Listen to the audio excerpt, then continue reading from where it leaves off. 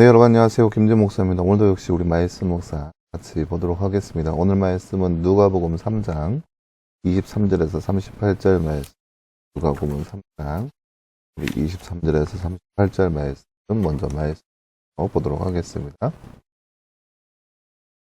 예수께서 활동을 시작할 때 그는 30살쯤이었다. 사람들이 생각하기로는 요셉의 아들이었다. 요셉은 엘리의 아들이요.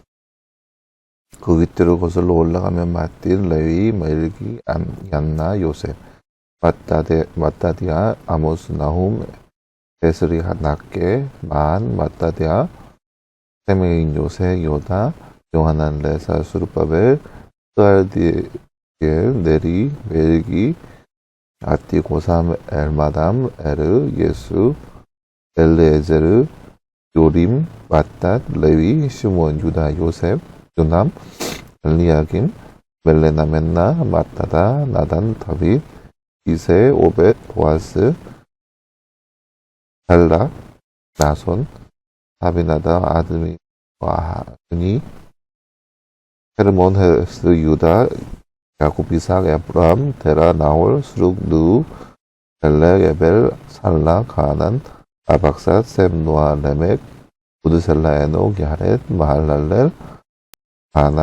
가인한, 에노스 셋 아담에게 이르는데 아담은 하나님의 아들이다. 네, 여기서 오타가 났죠. 여기에 있는 보아스의 아버지는 살몬입니다. 살몬이고요. 여기 아비나답의 위는 이렇게 두 개로 나뉘는데 아니.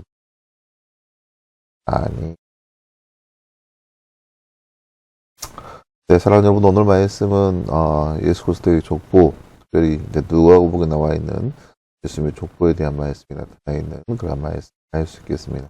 나눠서 잠깐 볼까요?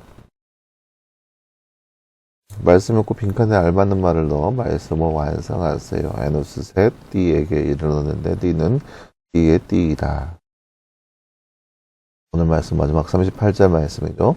에노스 셋 아담에게 이르는데 아담은 하나님의 아들이다. 오늘 말씀 38절 말씀. 예수님께서 활동을 시작할 때는 몇 살쯤인가요? 오늘 말씀 23절 말씀에 나와 있죠. 30살쯤이었습니다. 30살쯤에 활동을 시작하였습니다. 네, 사랑하는 여러분, 오늘 말씀은 이제 누가복음에 나타나 있는 예수님의 족보에 대한 말씀을 알 수 있습니다. 누가복음과 마태복음과의 약간의 차이점을 볼 수 있죠. 마태복음은 아브라함의 자손, 다윗의 자손, 예수님의 세계다, 계보다 하면서 아브라함의 계보, 그리고 그 중에 이제 다윗도 들어가 있고 그런 계보에 대해서 쭉 얘기하고 있고, 그에 반면에 이제 누가복음에서는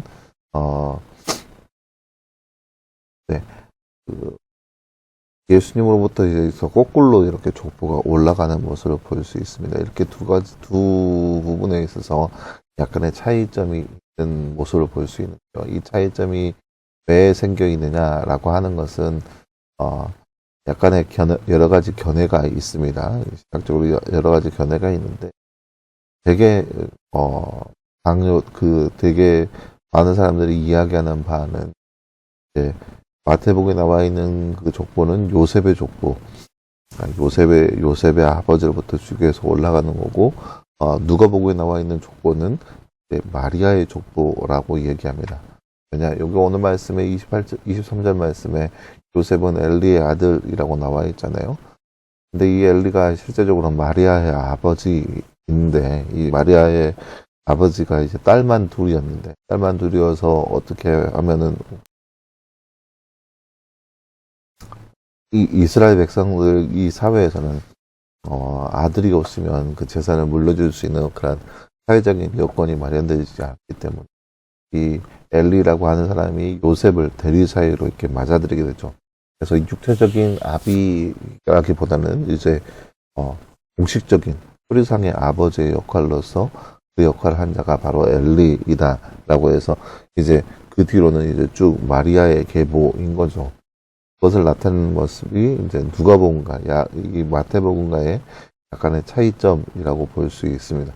물론 이 차이점이 중요한 것이 아니라 중요한 것은 마태복음과 누가복음에 이어서 이렇게 예수님의 족보를 나열하는 그 모습에 있다는 거예요. 마태복음에서는 다 아브라함의 계보다라고 해서 아브라함부터 시작된 모든 그런 그 족보를 쭉 나열하고 있습니다. 그 족보의 나열을 통하여서 예수님이 언약의 성취로 인해서 이 땅 가운데 오셨다라고 하는 것을 강조합니다. 그러니까 아브라함에게 주셨던 그 언약, 그리고 다윗에게 주셨던 그 언약들이 성취가 된 그 증거가 바로 예수님의 나심인 것을 보여주고 있는 것이 바로 마태복음의 족보이죠. 근데 누가복음의 족보에서는 그 목적이 약간 상이합니다. 왜 다르냐? 누가복음에서는 이제 3장 말씀에 들어서 예수님의 족보에 대해서 나타납니다. 오늘 말씀 23절을 보면은 예수님께서 활동하기 시작할 때는 30살쯤이 되었다. 그래서 예수님의 활동을 시작하면서 예수님의 활동 시기에 예수님에 대해서 소개하고 있는 그런 모습입니다. 즉 누가복음에서 나오는 이 족보의 역할은 뭐냐면은 예수님의 아이덴티티에 대해서 설명하고 있는 거예요. 마태복음의 중점은 그 언약의 성취라고 한다면 누가복음에서 이 족보는 예수님의 아이덴티티, 예수님은 누구인가에 초점이 맞춰 있다는 거죠. 그래서 이 예수님의 누구인가라고 하는 그런 내용에 초점이 맞춰져서 그런 족보를 나열하고 있는 모습을 볼 수 있습니다. 그렇기 때문에 약간의 그 전개 방식이나 그런 것들이 다른 거죠. 마태복음에서는 아브라함부터 시작해서 쭉 나열되어 있죠. 족보가 쭉 나열되어 있죠. 하지만 누가복음에서는 이제 예수님부터 시작해서 쭉 많이 올라갑니다. 그리고 그 끝은 마태복음에서는 처음에 시작을 아브라함부터 시작하지만 누가복음에서는 하나님까지 그 끝이 이름을 볼 수 있습니다. 즉 하나님으로부터 시작한 그 계보가 예수님까지 이르렀다. 하나님이 보내신 자다라고 하는 것을 분명하기 위한 그런 모습이라 할 수 있겠습니다. 오늘 말씀을 통해서 우리가 알아봐야 할 것은 예수님은 분명 이 땅 가운데 하나님께서 보내신 자로서 하나님의 자손이고 하나님으로부터 시작된 자인 것을 바로 드러내고 있는 것입니다. 그에 비해서 예수님께서는 이렇게 인간의 몸을 입고 이 땅 가운데 태어나셔서 예수님의 분명한 모습, 역사적 예수에 대해서 분명하고도 확고한 모습이 드러나 있다는 것을 볼 수 있습니다. 때문에 우리가 이 땅 가운데 오늘하루 살아가면서 우리를 위해서 이 땅 가운데 오신 그 예수님을 다시 한번 생각하고 다시 한번 기억하면서 예수님의 은혜, 예수님의 사랑에 대해서 더 깊게 묵상할 수 있는 삶의 모습이 바로 우리의 삶이 되기를 간절히 소망합니다. 기도하겠습니다. 하나님 감사합니다. 주님 오늘 말씀을 통하여서 예수님의 모습에 대해서 예수님이 어떠한 분인지 누가복음에 나타나 있는 족보의 모습을 우리가 말씀을 통해서 함께 살펴보았습니다. 하나님 이 땅 가운데 예수 그리스도께서 나심을 통하여서 우리에게 구원하러 가신 하나님의 놀라우신 은혜를 다시 한번 우리가 생각하게 하시고 그래서 더욱더 예수님의 은혜 앞에 감사함으로 살아갈 수 있는 우리의 모습 될 수 있도록 우리 가운데 늘 함께하여 주옵소서. 오늘 말씀 감사드리며 살아계신 예수님의 이름으로 기도하였습니다. 아멘. 네, 사랑하는 여러분 감사합니다. 오늘 하루 늘 말씀에서 승리할 수 있는 저와 여러분 되기를 간절히 소망합니다. 오늘도 수고했고요. 내일도 역시 우리 말씀 묵상으로 함께 해보도록 하겠습니다. 수고했습니다.